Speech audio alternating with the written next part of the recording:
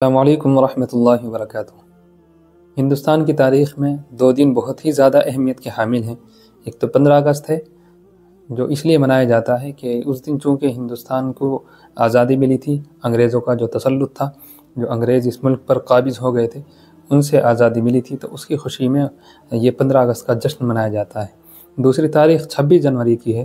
یہ 26 جنوری اس لیے منائی جاتی ہے، اور 26 جنوری کا جو جشن منایا جاتا ہے وہ اس لیے کہ اس دن ہندوستان کا جو دستور تھا، ہندوستان کو جو سنویدھان تھا، وہ لاگو کیا گیا تھا پورے ملک والوں کے لیے۔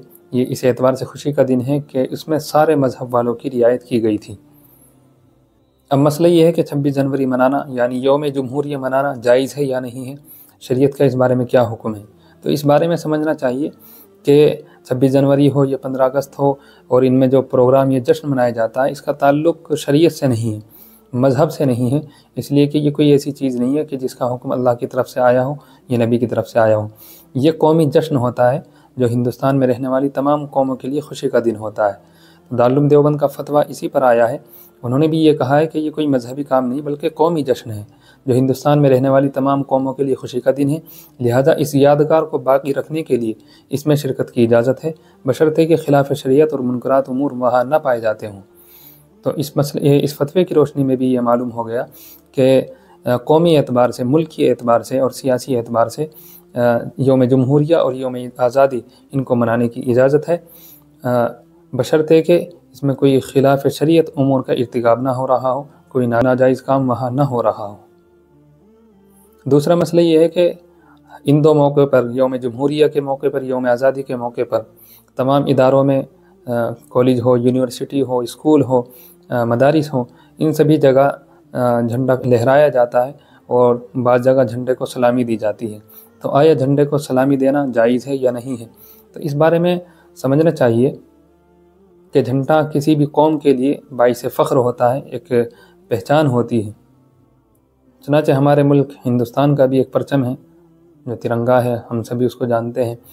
لہٰذا ایسے موقع پر اگر جھنڈے کو سلامی دی جا رہی ہے اور اسے مذہب کا حصہ نہیں سمجھا جا رہا بلکہ قومی اعتبار سے اس کو کیا جا رہا ہے، تو اس کی گنجائش ہے۔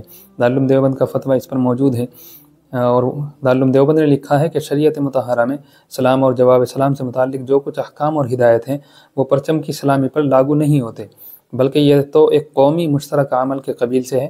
اگر قومی ترانے کا مضمون درست ہو اور اس کے پڑھنے میں قانوناً کھڑا ہونا لازم ہو تو کھڑے ہو کر پڑھنے کی گنجائش ہے۔ اسی طرح مفتی اعظم مفتی کفایت اللہ صاحب نے تحریر فرمایا کہ جھنڈے کی سلامی مسلم لیگ بھی کرتی ہے، اسلامی حکومتوں میں بھی ہوتی ہے، وہ ایک قومی عمل ہے، اس میں اصلاح ہو سکتی ہے، مگر مطلقاً اس کو مشرکانہ فعل قرار دینا صحیح نہیں ہے۔ یہ کفایت المفتی میں مذکور ہے، اور فتاوی رحیمیہ میں موجود ہے۔